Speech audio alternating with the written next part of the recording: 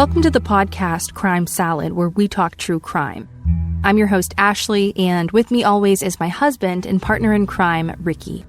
The purpose of this podcast is to honor the victims through ethical storytelling in the hopes of preventing future tragedies. We want our stories to resonate and educate others in hopes that some of these similar cases with identifiable patterns can be prevented. Now, before we jump in, please let us warn you that this is a true crime podcast.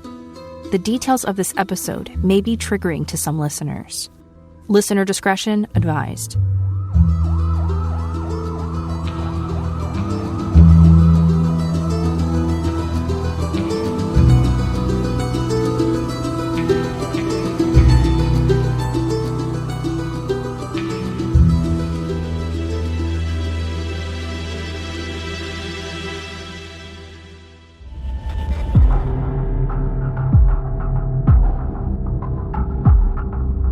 Many questions remain unanswered in the years following the McStay family's disappearance in Southern California in 2010. Joseph, 40, and Summer McStay, 43, drove away from their Fallbrook, California home with their two sons, 4-year-old Gianni and 3-year-old Joseph Jr., never to be seen again. Years later, however, a devastating discovery changed the course of the entire case. What took place on the evening of February 4th, 2010? And how did the family end up discovered nearly 4 years later in 2 shallow graves? By the end of this story, you'll be perplexed as to whether there was more than one murderer. Once more evidence was collected, there was no doubt about it. Greed was the motivating factor. This case involves the fatalities of children. Therefore, an additional content warning is advised.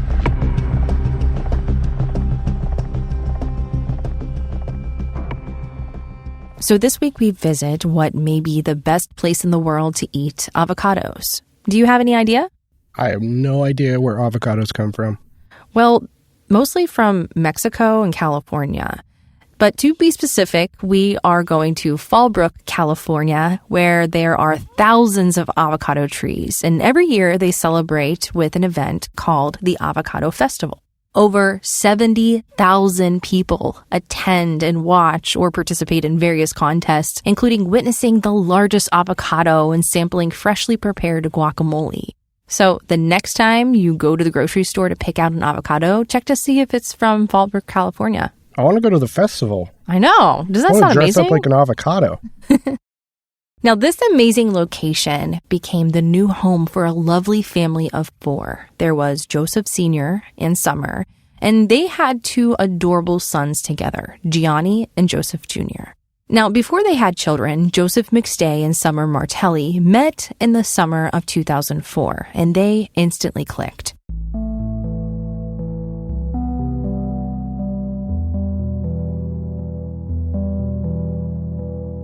Joseph ran a successful business called Earth Inspired Products. The business that he ran specialized in stunning wall-mounted fountains. And you probably have seen something like this in a corporate building or a fancy hotel. The majority of the products that he designed were custom for the client, and sometimes by request they included the client's company logo on the glass where the water would cascade. They became so popular that he began shipping them out of the U.S. Joseph hired 2 people to help him with his business, Dan Kavanaugh and Charles Merritt, or Chase as he's commonly known. Dan was the tech-savvy guy who developed and overseen the company's website, which was important because most of the business sales came from this website. And Chase was the phenomenal welder on the team who would put together Joseph's projects. Now, Joseph's girlfriend, Summer, at the time, was a successful real estate agent, and she was head over heels in love with Joseph. Summer ended her relationship with her boyfriend at the time, Vic, and Joseph and Summer have been inseparable ever since. Summer and Joseph welcomed their first child, Gianni, in 2006, and they married the next year. And Joseph Jr. was born the following year. They soon were entering their next chapter in their lives, and so they moved from Big Bear, California to Fallbrook, California in December of 2009, where they purchased their family home. This happy family included 2 wonderful, adorable children, 2 dogs, and 2 loving and caring parents who would do anything for anyone, and a successful business. Then, out of nowhere was Joseph's unexplained illness, which doctors couldn't even diagnose. Now, according to Joseph's business partner, Chase, the welder, he stated that Joseph talked about the what-ifs, if his wife was poisoning him. And then, months after he started to get sick on February 4th, 2010, the house that they just purchased 2 months prior became vacant. Their belongings were scattered throughout the house. The house was under renovation, but was left unfinished. There wasn't the sound of the little kids running back and forth down the hallway in the house. And Joseph's business, which was the family's livelihood, was put on hold. Emails and phone calls for the business remained unanswered. His voicemail box was full, and all clients were waiting to receive a response from Joseph. With the family's current situation, it was impossible to understand. How could this family of 4 just completely vanish?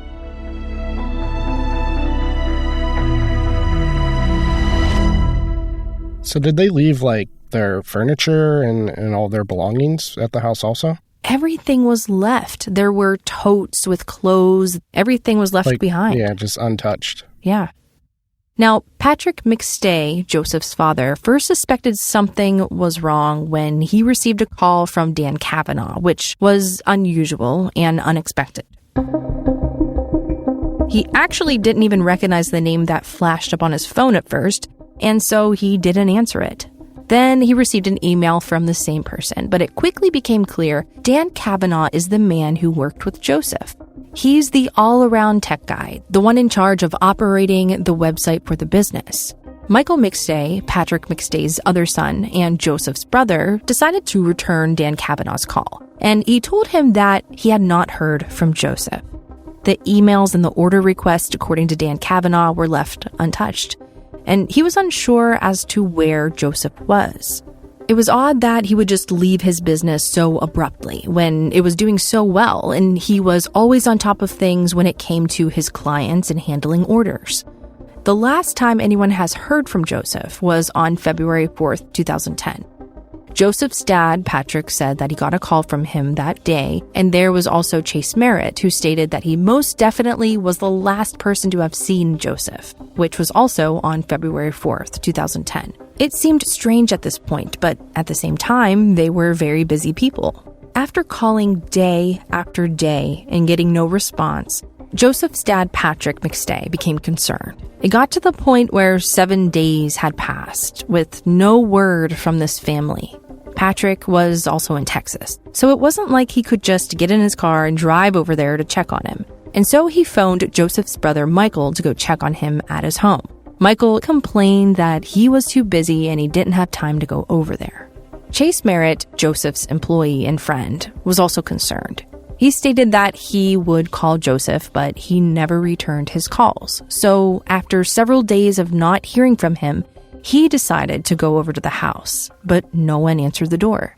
Chase informed Michael that he needed to file a missing persons report. Chase allegedly called him several times in order to file a missing persons report. And for whatever reason, Michael didn't act very quickly about his brother who seemed to disappear.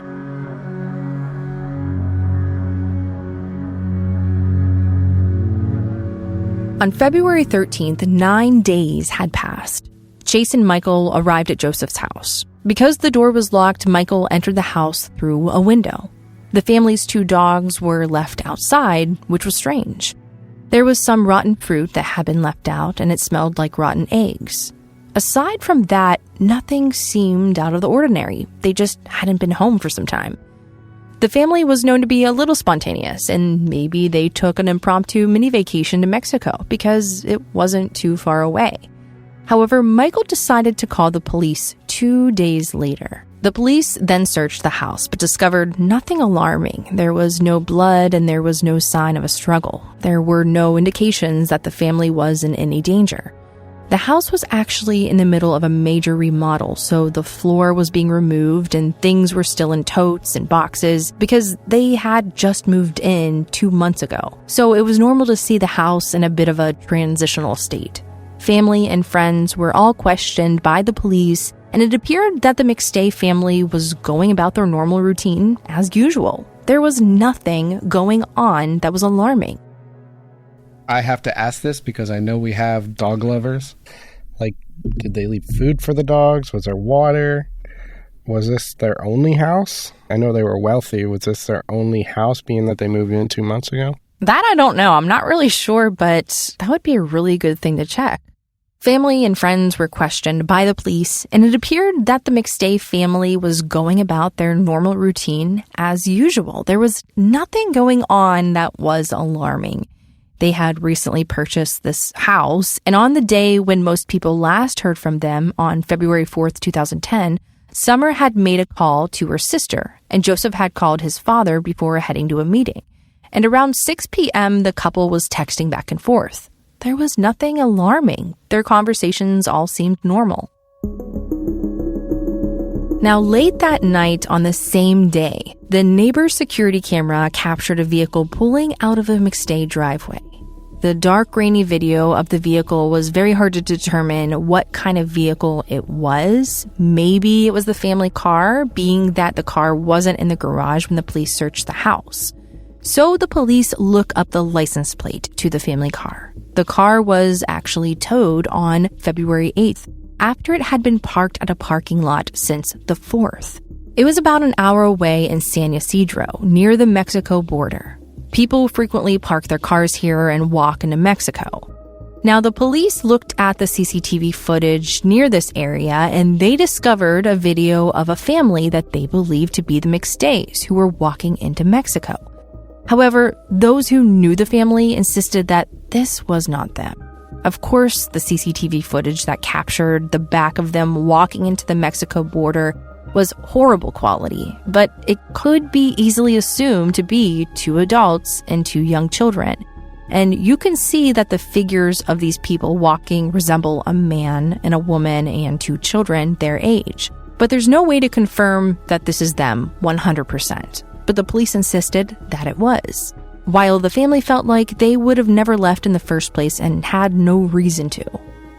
Once police did more of a search on the family's belongings, there were Google searches on a laptop that made a bit more sense supporting this claim. Searches like life in Mexico, learning Spanish, crossing Mexico border, what document do children need to go to Mexico, living in Mexico, San Ysidro. This was more and more proof that the family decided to take off, but it just didn't seem right. Because there was no sign of foul play at the residence, the San Diego Sheriff's Department classified this as a voluntary missing persons case.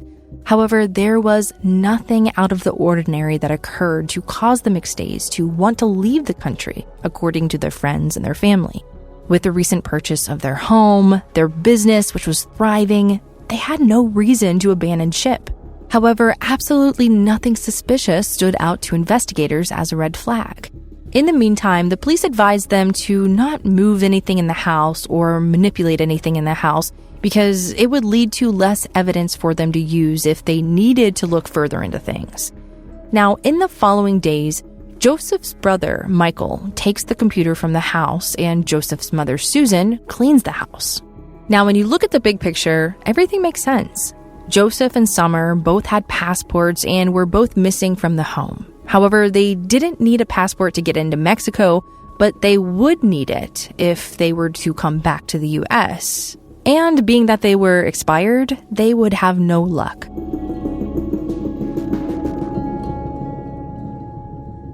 Michael and Susan felt it was necessary to take over Joseph's business in order to keep it running. Joseph's dad, Patrick, on the other hand, he didn't want to do it. He felt hurt, and he felt like this wasn't right. It was really hard to understand why he left.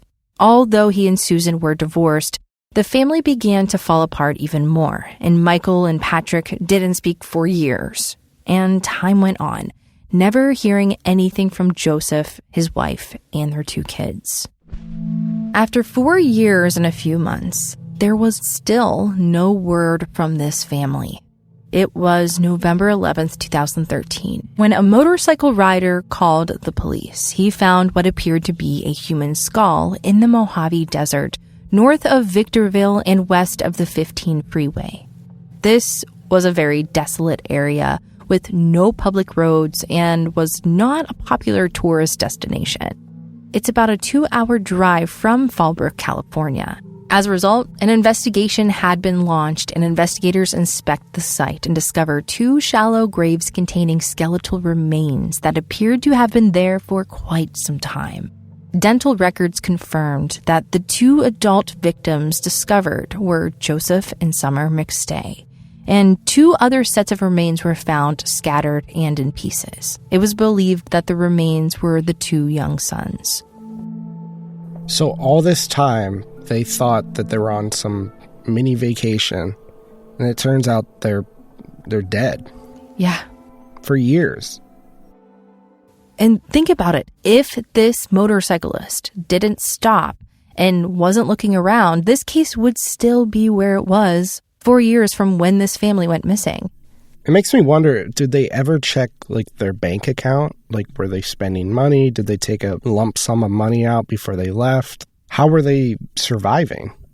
Yeah, that's a good question. Now, the police weren't actually able to check in on their bank account information because they feel like they just left. So there wasn't like a crime or anything like that at that time that they had to investigate. Like a privacy thing? Yeah. Oh, okay. But if they had, they would have found some information that would probably make them feel a little suspicious about this whole thing. Now, the family that has been buried here for 4 years had decayed entirely, leaving only skeletal remains and a few scraps of material that were once clothes. The skull that was identified as Joseph's showed signs of blunt force trauma to the back of the head. The remains of the 2 boys were discovered scattered, suggesting that they were found at some point by an animal. A sledgehammer was buried nearby as well, and it was assumed this was the murder weapon. So this crime probably happened out in the desert, like right where they were buried. Some believe, yeah, that's what happened. Now, this had to have been pretty shocking news at the time. I mean, 4 years and 8 months passed with no idea that they had been buried this entire time. So a killer or killers have been just out walking around for 4 years. Chase, Joseph's close friend and business partner, expressed that he became numb at the news. Joseph's brother spoke at a police press conference, visibly upset that this was the outcome they'd faced. Some people who watched this claimed that his reaction was a bit forced. But all in all, who would do such a thing to this family? Especially 2 little boys who were 3 and 4 years old. Now that this family has been discarded in the Mojave Desert, this voluntary missing persons case turned into a homicide investigation, and so it led to the suspicions of a few potential suspects. The 2 shallow graves discovered in this area were near a cell phone tower. Police were able to locate someone who had been very close to the family at the time of their disappearance. Cell phone data revealed the business partner and best friend, Chase Merritt's cell phone, had pinged from a nearby cell phone tower on February 6th. This is 2 days after the family went missing. So how far was this site away from, like, their house? It was about 2 hours of a drive. Oh, so there's, like, no reason that he would be out there or should be out there. There wasn't any reason, especially in this area, because there's no roads, there's no stores, there's nothing. There's a cell phone tower, but, I mean, it's all desert. Right. I'm curious to hear his excuse. Yeah, it gets interesting. Now, what's so interesting about this cell phone tower is it happened to be a short distance away from the burial sites. And there was a moment where the phone was turned off and then it was turned back on once it was traveling down the highway passing the gravesite. Well, that's suspicious. Yeah, I agree. So investigators dig deeper into Chase, the best friend and business partner of Joseph McStay. One thing led to another. Now, this is pretty convincing evidence. What's also interesting is there were tire tracks found in this area believed to be linked to Chase's truck. Like I said, this was a location where it wasn't common to travel. It was all desert. There were no stores, no roads. There was no reason to be out there. And investigators found tire tracks discovered near the burial site that just so happened to match Chase's tires to his truck. Oh, man. You know what's weird? It's almost like the moon landing or something. Like, why are there still tire tracks after, like, 4 years? Isn't that crazy? Yeah. Like the wind didn't blow them away, like animals? Yeah. Nothing? It's nuts. After 4 years of thinking that this family up and left, the family's car that was parked at the parking lot was impounded. It was key to test this vehicle for DNA because at the time, this family was believed to have up and left on their own accord, and the vehicle was never tested. After checking for DNA, they discovered the obvious DNA of Joseph and Summer, but they also discovered a third DNA profile. It had to be Chase.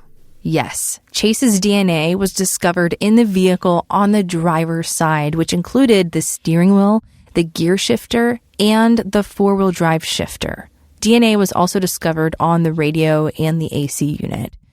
Now, despite Chase's claims that he never drove the car, investigators believed that he was the last person to have used it and that he was the one who parked it near the Mexico border. Now, there was arguments that could this DNA maybe have been passed down through a handshake or something, like if somebody had a sweaty hand. And even though it's not likely, according to a forensic scientist, it's possible. So one thing I'm wondering is when Chase parked the car by the border, that's an hour and 5-minute drive, I think you said? Yeah. Like, how did he get back? Yeah, that's a really good question. I mean, I guess he could have rented a car or something, but then there would have been some type of documentation. But they didn't find anything like that, right? No. Yeah, there was nothing that I found that he rented a car or anything like that. It makes you kind of believe, could somebody have picked him up? Right. 2 people could have been involved. Is somebody else involved? Right. Were they suspicious of that? There was many suspects actually in this case that investigators looked at. It's just so insane to me that somebody actually staged the family missing on their own accord, and investigators believed this. Mm-hmm. Yeah, I mean, it's quite the setup. I mean, they put the car at the border. They, did the Google searches. Yeah, exactly. I was just going to say, the computers had searches. They put thought into this. There was preemptive. Yeah, it's very, very thought out. So during all of this, where was Chase? What was his backstory? So he explains that he was at home that night and did not leave. However, this did not correspond with the pinging of the cell phone tower, which was nearly 2 hours away from his home. And when he was questioned about the cell phone pings, he stated that the only time that he would ever be in the area would be when he was visiting his sister.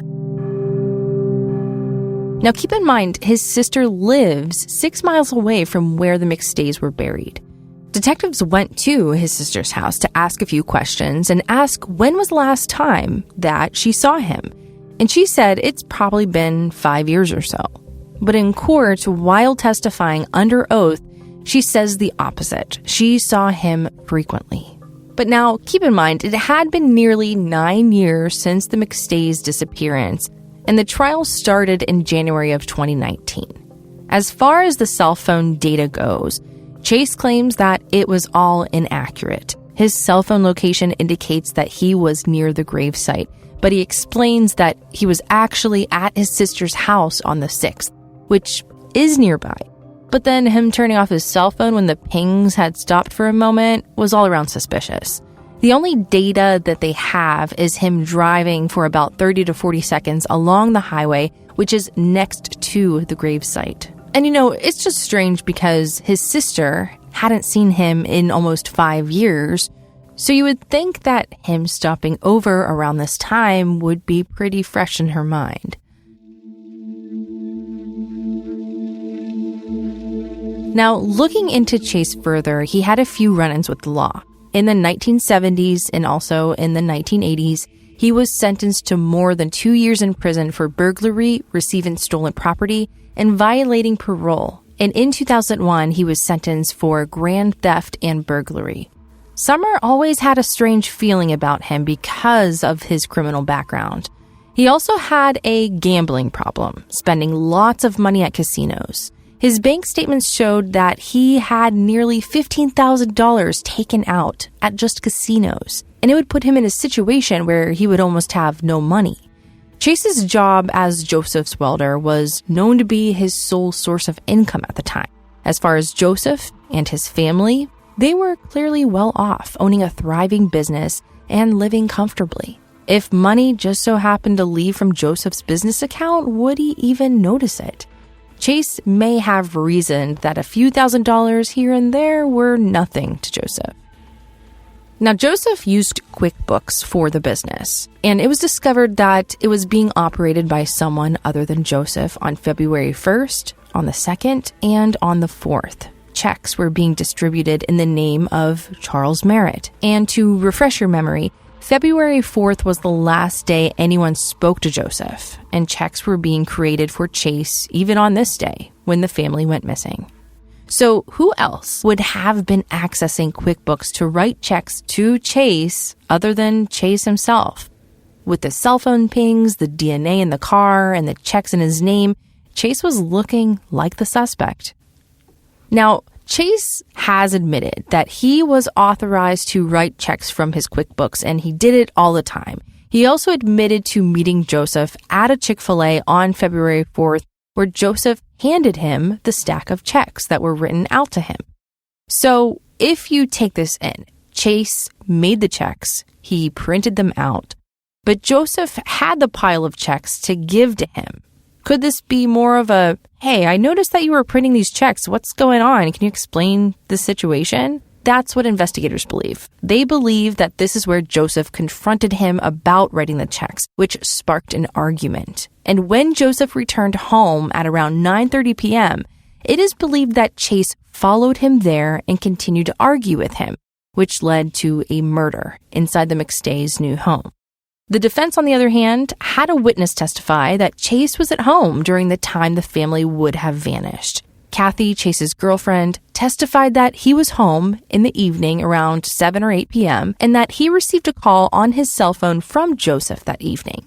Chase, on the other hand, decided to let it ring because he had talked to him a million times that day. And what's strange is that this call did not appear on Chase's bill, but it appeared on Joseph's bill. It was also stated in court that near the time the family went missing, Chase had called QuickBooks from his phone and acted as Joseph, requesting that the entire QuickBooks account for the business be completely deleted from the company's servers, as well as all the data from the QuickBooks system. QuickBooks had taken notes on this conversation that Joseph had called in and requested this. And the representative remembered this conversation, stating that it was so unusual for someone to request the deletion of an account, and that he had only had clients ask him about 5 times for this. Because the phone number was Chase's, this was yet another piece of evidence that points to him as the suspect. And Chase explained that, well, Joseph, he was in and out of the hospital at the time for a mysterious illness that the doctors couldn't detect. And he asked Chase to call and delete everything from QuickBooks so Dan Kavanaugh couldn't do anything. You see, Dan was threatening to shut down the site, and he was also planning to sell the business.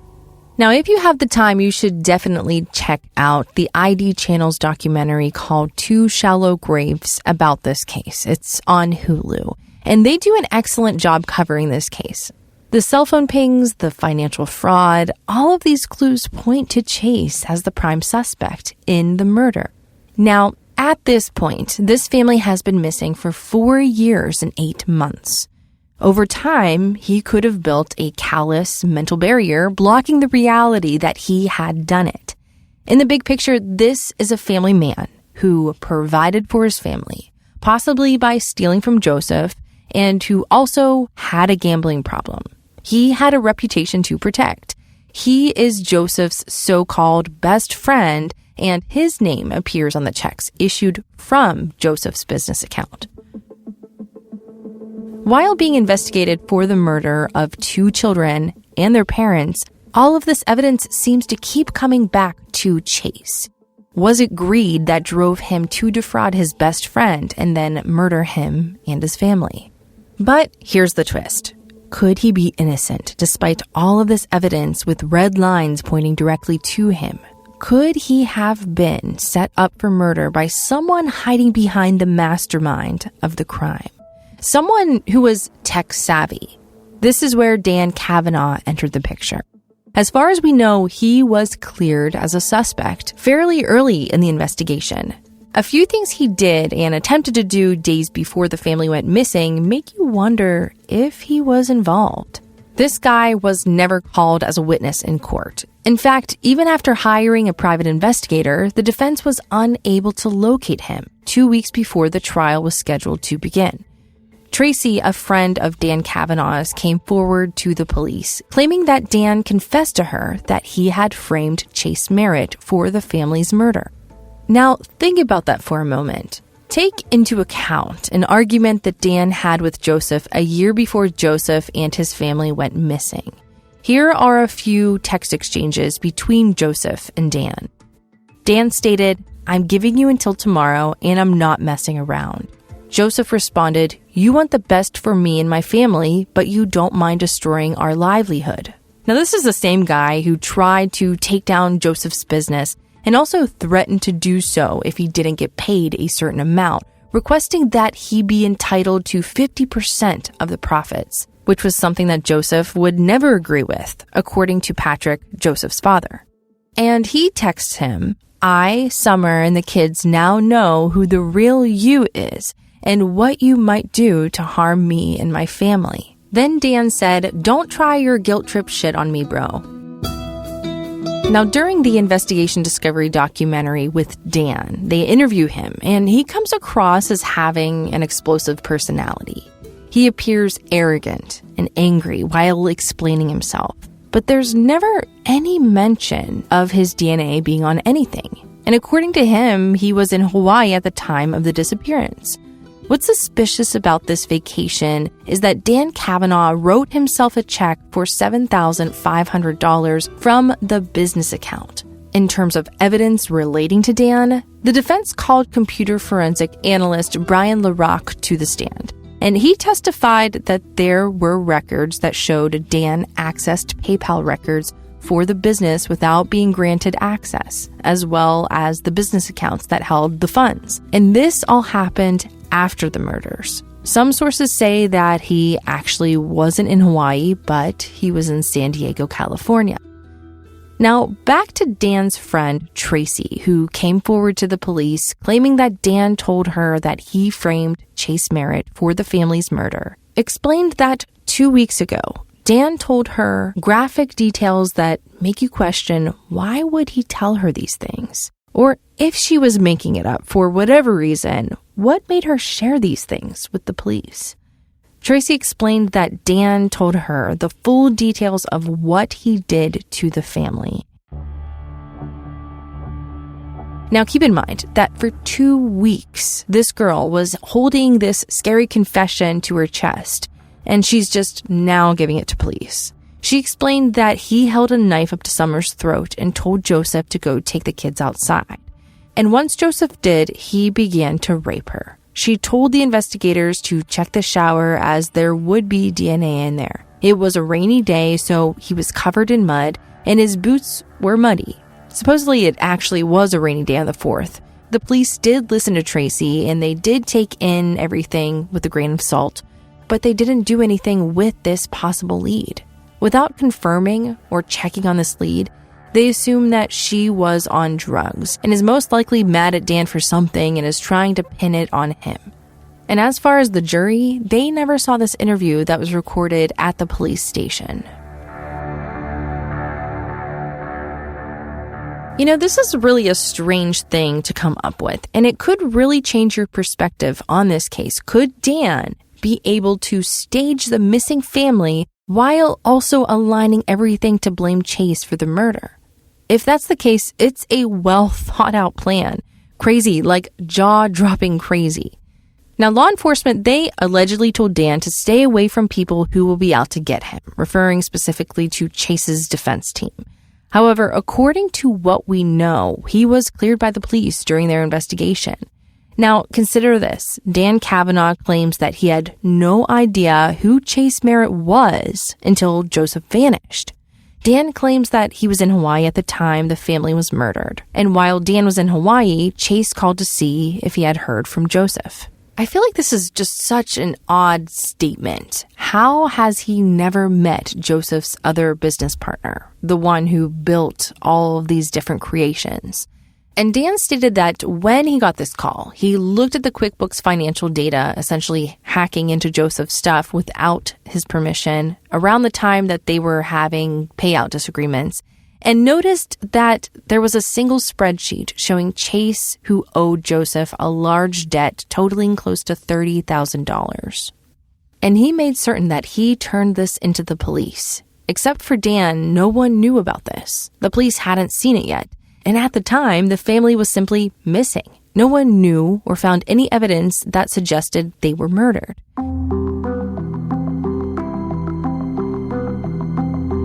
Dan and Chase met up at Dan's house shortly after the family vanished, along with Joseph's mother, Susan, to discuss the business. Dan and Chase began arguing verbally, and Chase became so enraged that he threatened to throw Dan off the balcony.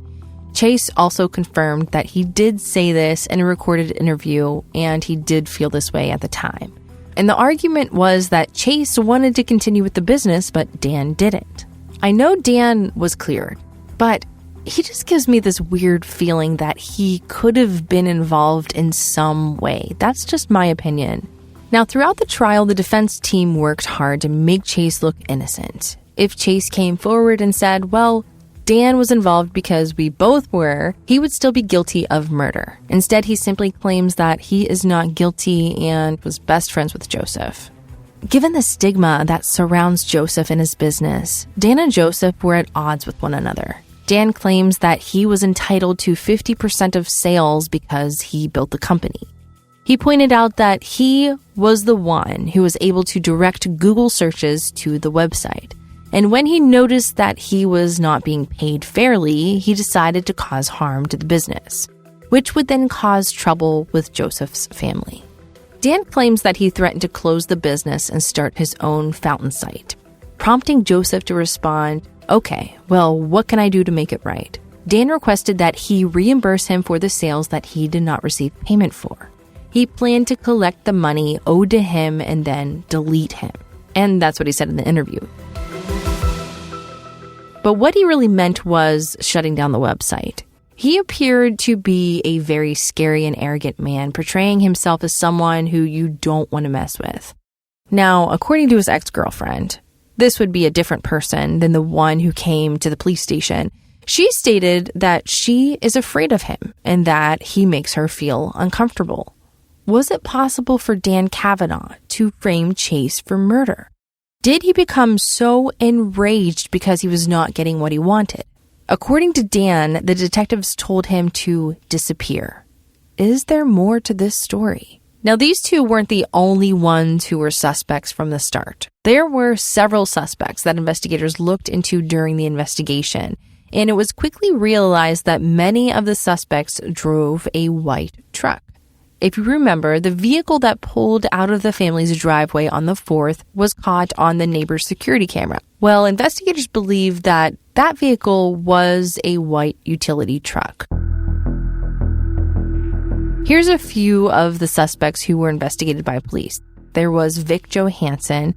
This was Summer's ex-boyfriend, and one thing that caught the attention of the investigators was an email that he sent to Summer around Christmas time in 2009, wishing her a happy birthday and telling her that he would always love her. Now, his phone pinged in Orange County at the time that the family was murdered, so he was quickly ruled out. Michael McStay, this is Joseph's brother, was also a suspect at first, and he too had a white truck. There were a few things that were suspicious, like why didn't he go and check on his brother sooner? He claimed that he was too busy when his dad called to go check on him. Why did he take the computer from Joseph's house after the investigation? And also, according to the defense, he applied for a business loan and acted as a business owner for his brother's business, Earth Inspired Products, which this application was denied. Also, in March of 2010, which would have been just a few weeks after his brother Joseph and his family disappeared, he made a statement to the Orange County Register, which is the local paper in the area, that said, quote, "My fear is that I'm looking for 2 adult shallow graves and my 2 nephews' crosses." How strange is that you would say that? And a few years later, that lives as a pretty accurate description as to where they were found. Now, in court, the defense questioned this while Michael took the stand, and he explained that that was his fear.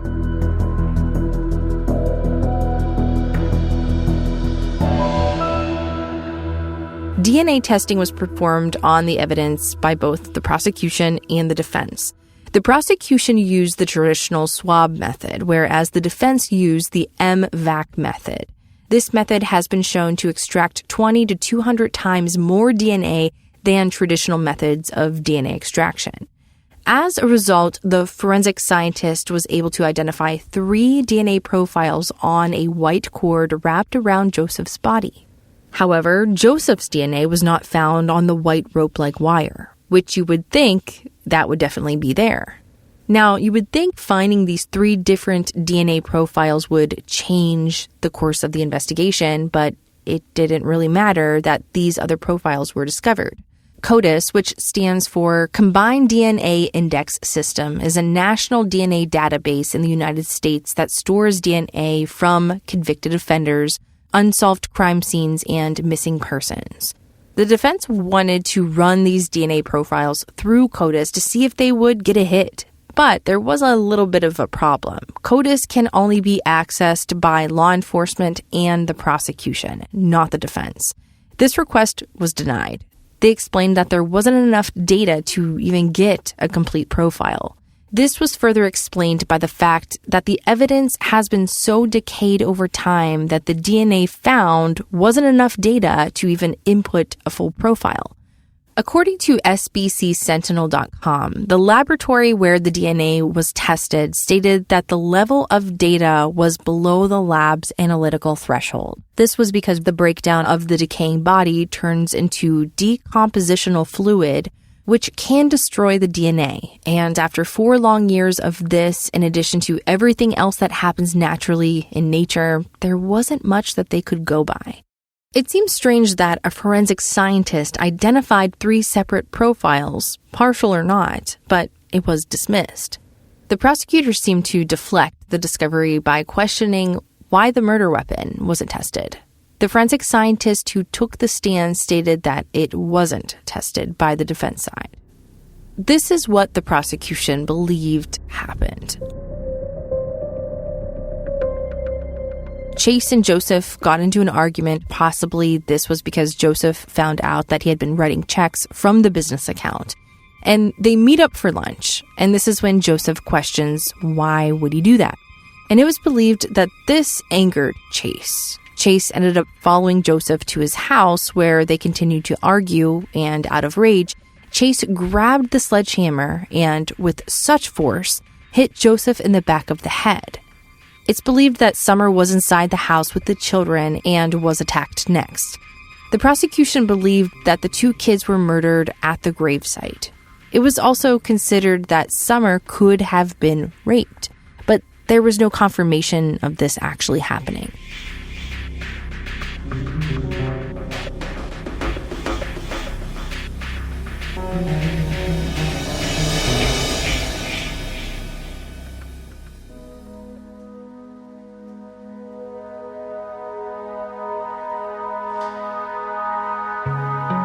Now, none of this is confirmed. It's all speculation based on the evidence and cell phone data records.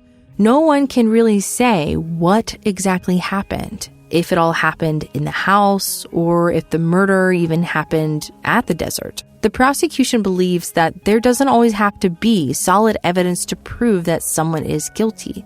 This was important because the evidence that the state had against Chase was mostly circumstantial. I think this case will always be left with unanswered questions. As far as right now, Charles, or Chase Merritt, sits on death row facing the crime he appeared to have committed. I think this case will always stick with me, and I will always wonder, were there more people involved with this family's murder? Whatever the answer may be, we hope that the family and friends who are hurt by the loss of this family find peace somehow.